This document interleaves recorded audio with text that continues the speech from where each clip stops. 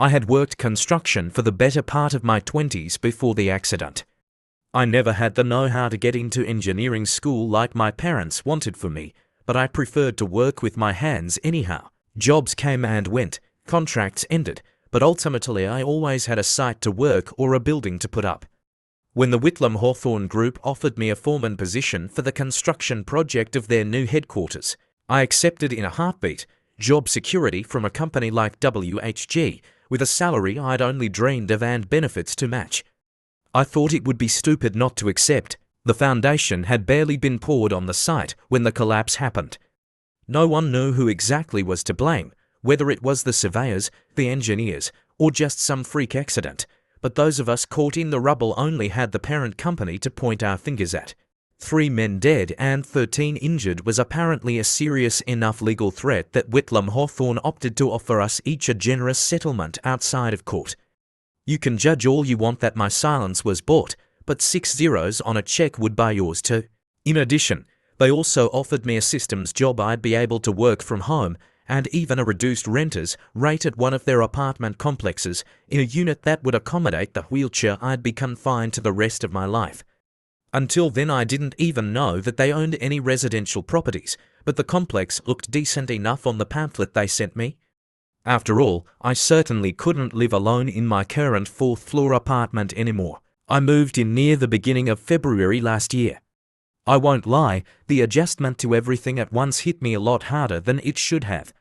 Overnight, I had gone from working outside every day to being restricted to a wheelchair I had no intuition for using and being stuck inside all day long. My hard hat and boots swapped for a work laptop and a filing cabinet. The depression caused by my new situation was only worsened when I got settled in. It was embarrassing how little I owned that would still be practical given my new lifestyle, so it didn't take long for the movers to bring everything over. I was moved in less than a day after I got out of the hospital. The apartment was a 1st-floor unit for obvious reasons. The 2nd and 3rd floors each had units with patio balconies that extended an outcrop over my minuscule, fenced-in yard. As a result, the already tiny windows in my living room barely got any sunlight during the day. Off to the side of my living room, I had a kitchen with lowered countertops and extended storage space on the lower shelves. My bedroom was spacious, with a wheelchair-accessible closet and a roomy attached bathroom. I wish I could say I was thankful, but the accommodations only reminded me that I'd never live the same life again. Please don't get me wrong, I'm absolutely not one of those guys who sees disability as something that makes someone lesser. My aunt was a wheelchair user when I was growing up, and I had an older brother with special needs. Both of them had my respect for as long as they'd lived, but both of them had died because in one way or another, they depended on something that couldn't be provided for them. In her old age, my aunt fell out of her chair at home one day and didn't have the arm strength to crawl back up or reach the phone. The medics said that her pets had begun to eat her even before she died. My brother ended his own life because my parents refused to get him the help he needed. I still won't talk to my family for that.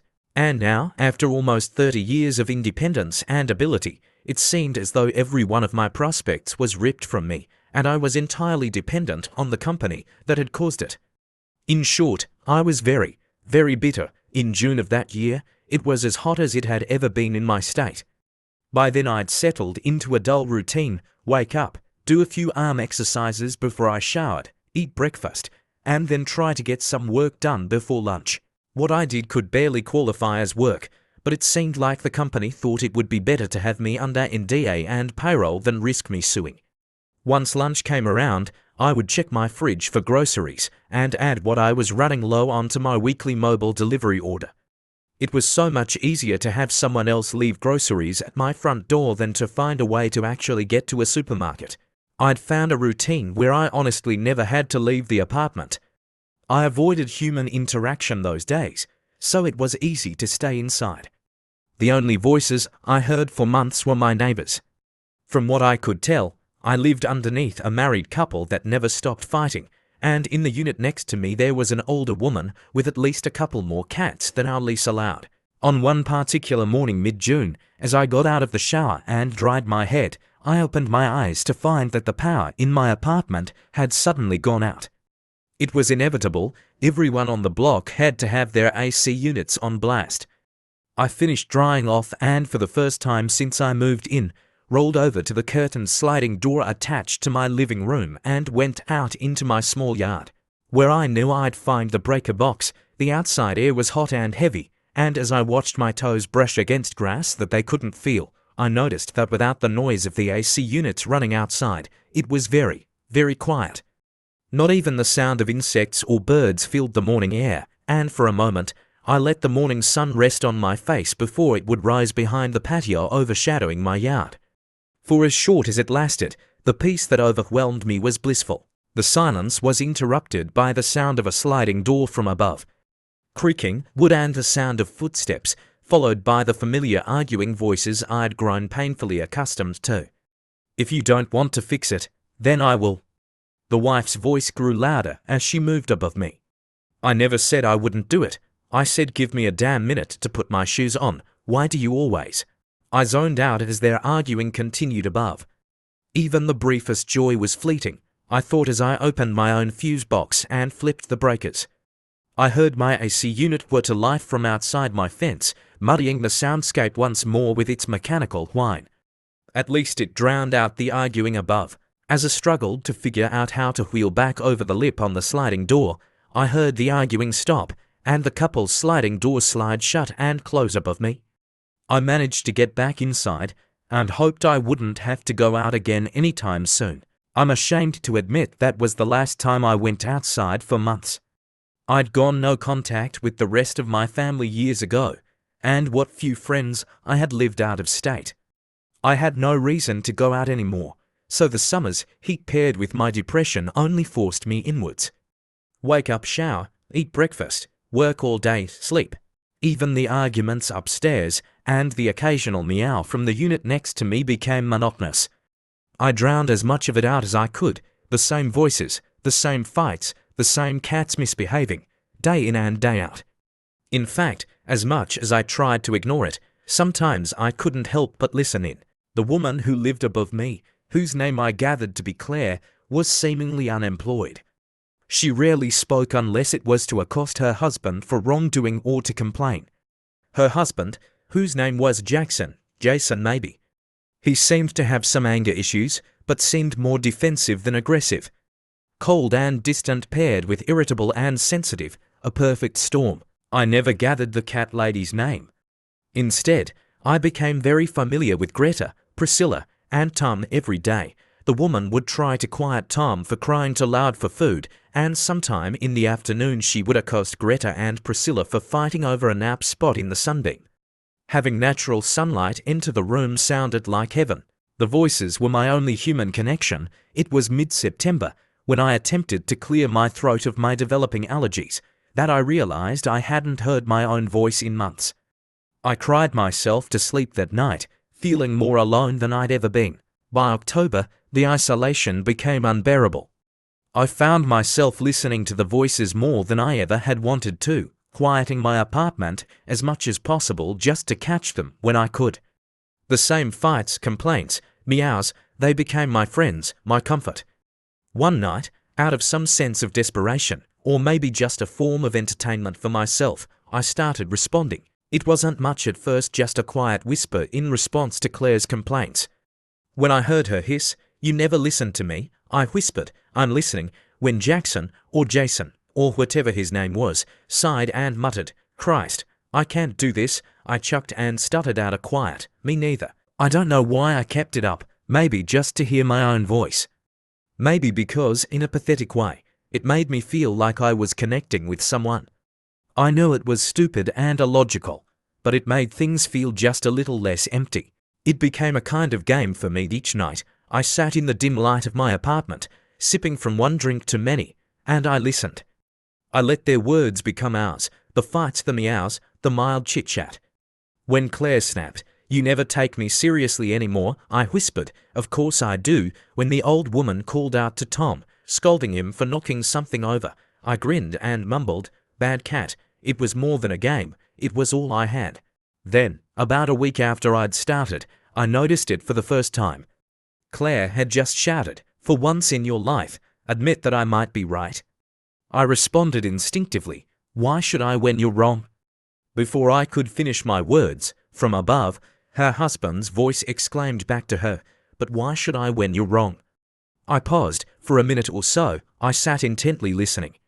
I knew her words had sounded familiar, but had I heard them have the same argument before? I brushed it off at first. Of course it sounded familiar. I'd been listening to their fights for months. I'd probably heard them bring up the same talking points 100 times. Often enough that subconsciously, I probably just knew what he was likely to say. But then, the next day, it happened again. "Is it that hard to get my car's registration done?" "I've been overdue for almost a week," Claire snapped. And I knew for a fact that I had heard that before. Not just something like it, those exact words, in that exact tone, in that exact order. That in itself could have been explainable, except the first time I'd noticed it had been in August. Her registration hadn't been expired for a week at this point, it had been almost 2 months. I turned off my AC and listened harder. My heart thumped against my ribs. "If it's no big deal, why can't you go get it done for me?" There, she'd said that part too, I thought. I swallowed and realized my mouth had gone dry, my palms beginning a cold sweat as I grappled with the feeling that they'd done this all before, many times. Coincidence? That's all it was. Maybe their fights really were that predictable. I told myself to ignore it, but I couldn't. That night, I lay awake in bed, staring at the ceiling, my ears straining to pick up what was being said above me. I tried to convince myself I was just being paranoid, but something felt wrong. That next day, I kept notes of what little I could hear around me on my computer. In the past, I paid little attention to what was being said and when, but on that day I was meticulous. I kept every fan off, I didn't run my laundry, I skipped my shower, I did everything in my power to keep my home as quiet as possible to maintain the ability to transcribe every word being said.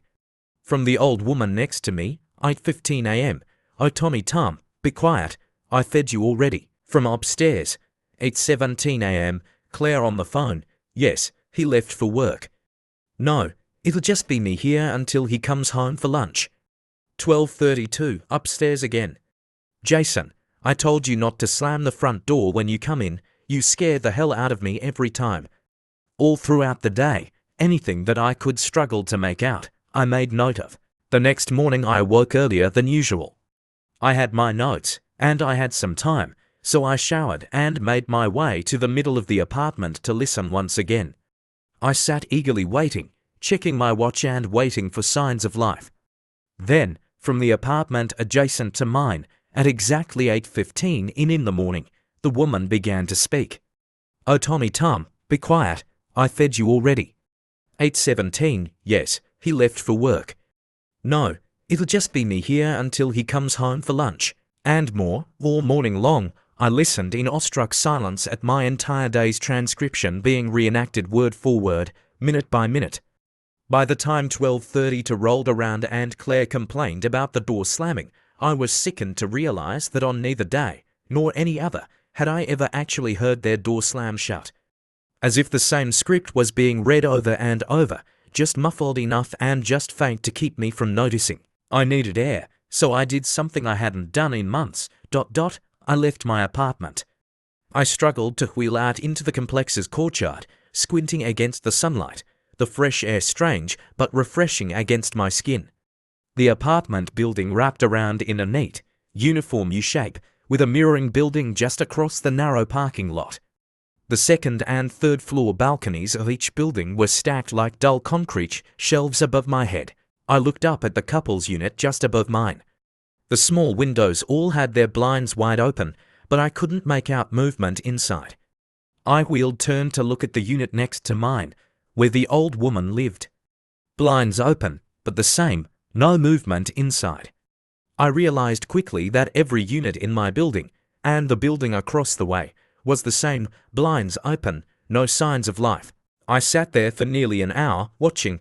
Not a single shadow moved behind the windows. No doors opened, no one entered or left the building. The silence pressed against me as I realized that not only were there no people visible to me, There was no movement at all. No birds, no passing cars, no distant voices from other tenants. Just the wind and the faint mechanical hum of the AC units. Living isolated will do strange things to your mind. It'll make you keep track of things that societal norms would normally remind you of, but it also makes you ignore glaring truths right under your nose. It wasn't until I sat there, utterly confused, that I suddenly realized that I had never seen my neighbors, not once. Not leaving their doors, not in the parking lot. Not on their balconies, despite hearing their voices out there almost every night.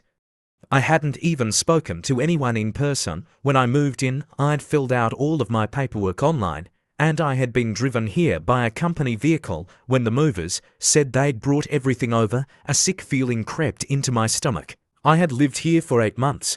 8 months of hearing these people argue, of hearing the woman behind me talk to her cats. And I had never once seen another human being in the flesh. The implication had barely begun to set in when, almost in reaction to my realization, the blinds in the apartment next to mine suddenly closed shut. They were followed only a few seconds later by those belonging to the unit upstairs, and in almost a cascade, all of the open blinds for every unit in the building were closed. I moved faster than I ever had in my chair. I wheeled quickly out of the little courtyard and into the parking lot street. Surely, there had to be a leasing office somewhere nearby. As I reached the lot, I looked both ways and saw only rows and rows of identical buildings, the blinds on each slowly closing, the movement rippling away from me for what seemed like miles of units. I had never realized the scale of the complex. As I hustled to find any building that stuck out, I noted that I still saw absolutely nobody. Empty cars parked in lots, bicycles leaning against fences, varying patio furniture, even children's toys left on sidewalks as though they'd be returned to shortly. All signs of life, but without any life at all to be seen. After about 20 minutes of searching for any indication of an office, I returned to my home. My arms were exhausted from moving more than I had in a long time, and I knew I couldn't keep searching forever. I made it back to my unit not long after, with the surrounding windows blocked from view by obtrusive blinds. My home felt bleak, solitary among the rest of them. It didn't help that I knew that somehow I really was the only one here. I made it back inside and closed the front door behind me. Not 1 second later, as I turned to go to my room, a chime startled me, and I realized that my doorbell had been rung. I immediately turned back to reopen door, but outside there was no one to be seen. Just my weekly grocery delivery sitting neatly on my doormat, impossibly waiting where it hadn't been only 5 seconds prior. The following days were a blur.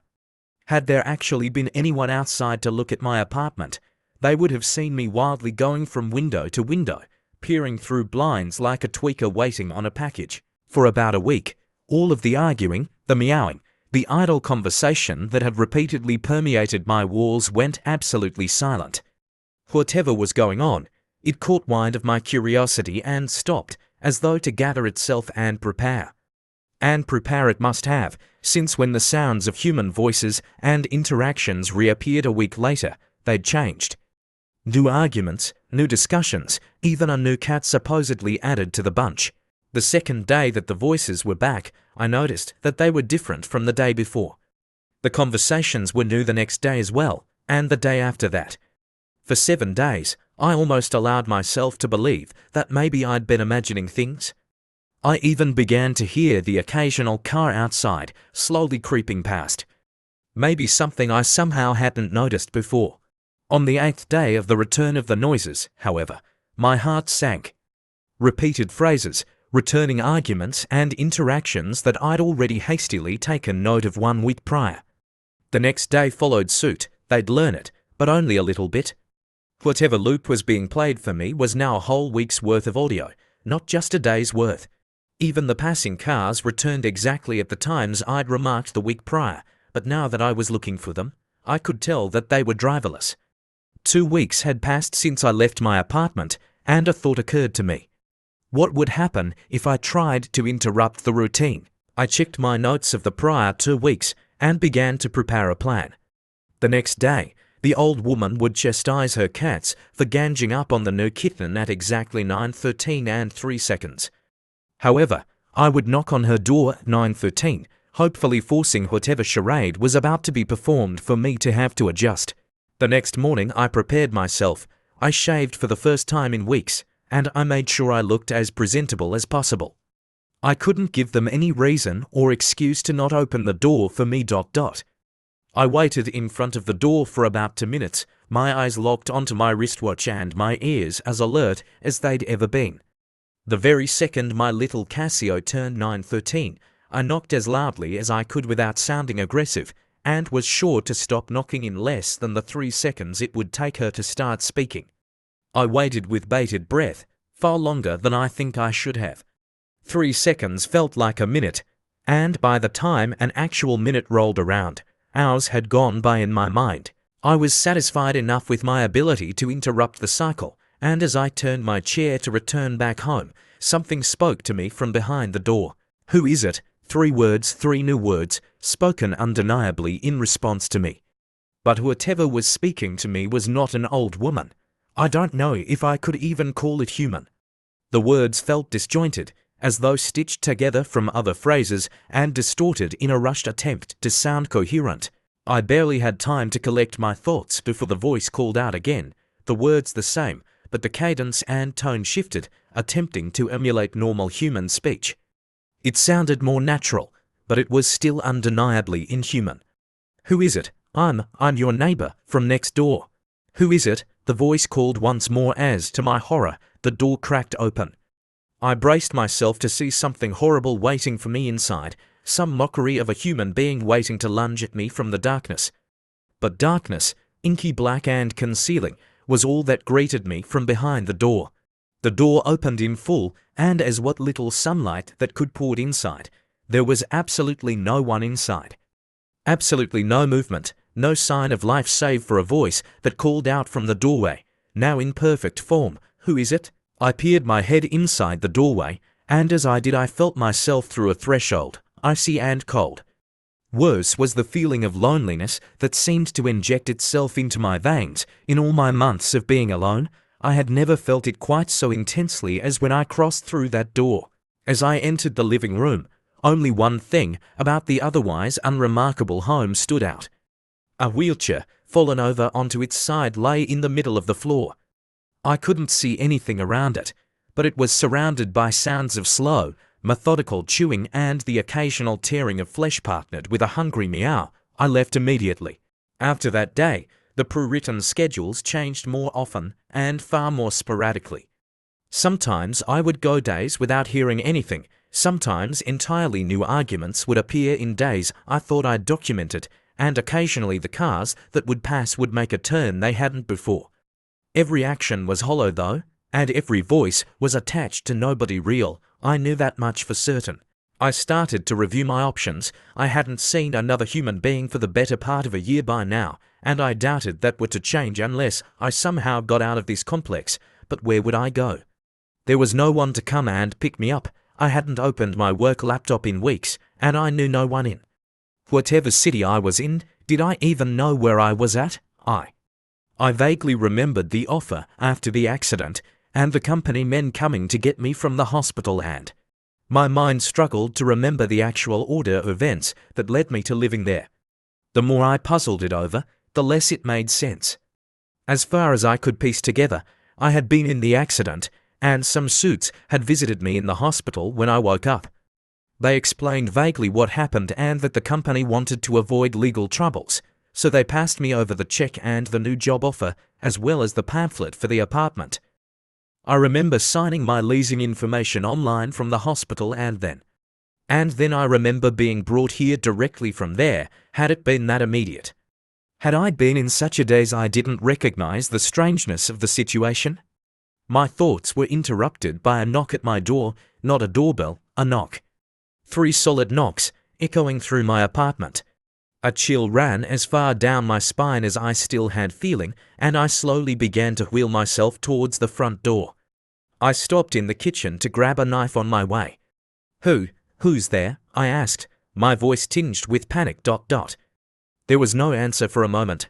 Then, softly and meticulously from the other side, I heard my own voice, broken and stitched together, call back to me. I'm your neighbor from next door." I flung the door open, brandishing the large steak knife out into the open air.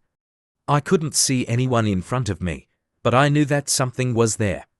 I sat, wildly swinging the knife in front of me, and the voice called again from right in front of my face, "I'm your neighbor from next door." There was a shimmer in the air, a glint of sunlight, a distortion outlining a shape that was unambiguously humanoid, and it was entering the threshold of the door, slowly creeping towards me. This was my only chance. With all the strength I could muster, I hurled the knife towards the no one in my entryway, and as it passed through the glimmering shape, I knew so could I. I pushed myself towards the no one, and as I entered its former cold I'd only ever felt once before shot through my veins. The icy sting sought to freeze me in place, and the empty solitude that pressed in around me should have taken all the steam out of me. But I didn't let it. I could feel it now. It was real. It could be escaped. I made my way through the form, and as looked back as it turned towards me, its non-existent unbeing making haste to attempt to swallow me up once more. I was faster than it though, and as I turned the corner out of the courtyard into the street, I forced myself to ignore the burning of my arms and kept pushing myself onward. As I rolled as fast as I could, I looked at the identical buildings surrounding me. Through every blind, through every cracked door, there was nothing and no one watching me. I felt eyes, hungry and jealous, piercing me from all sides. No one was trying to keep me here, but I wouldn't give it the satisfaction. I caught glimpses from my peripheral vision of glimmering nothings, clambering out of doors and emerging from parked cars. I felt chills run through my body once more as I must have passed through a group of them, their arms outstretched attempting to grab me. Whatever they were or weren't, I don't think they could touch me, but I could feel them. More and more of them piled out of front doors, sprinting towards me. The air around me began to ripple as they amassed in numbers. It reminded me of waves of heat emanating from the roofs of cars under the summer sun. No one's fingers clawed at me as I pushed through thousands of them. Voices crackled warped, stitched together nonsense surrounding me with their fractured cries. After what felt like eternity, through the shimmering crowd that wasn't there, I saw what I'd been longing for, the end. I had reached the edge of the complex. It wasn't anything special as far as I could tell, no barrier or wall that would hinder my escape. I pushed myself harder and faster than my exhausted arms should have allowed, but every icy claw that passed through my blood renewed my vigor. The moment I crossed the threshold, the screams collapsed into silence. The air behind me felt full. No empty, frozen fingers, no warped voices, no nothing. I didn't dare look back though, not yet. I looked out ahead of me, and had never been more relieved to see a shitty Dollar General in my life. I cried sweet tears of joy when I laid eyes on a struggling jogger, fat, sweaty human. I rolled over the crosswalk, and came to rest at the bus stop across the street. I finally let my aching arms rest, and they collapsed to my sides. I sat for a moment, tears rolling down my cheeks, and reeking of sweat and body odor. I must have looked insane even to the scraggly homeless man that sat on the bench, but El didn't care. He would never know it, but I loved him simply for being there. I eventually found my strength, and wearily turned my wheelchair towards the complex that had entrapped me for a year of my life. I don't think I'll ever be able to explain what I saw. Before me lay an unassuming dirt lot, not larger than a football field. Unattended construction equipment lay dormant, and a porta-potty lay toppled and vandalized in the back corner. Surrounding the perimeter of the lot was a chain-link fence. A land development sign stood at the perimeter, its red letters crisp and clean, as if freshly posted. Beneath an artist's rendering of a sleek new building, the words, "Coming soon, Whitlam Hawthorne Research Complex."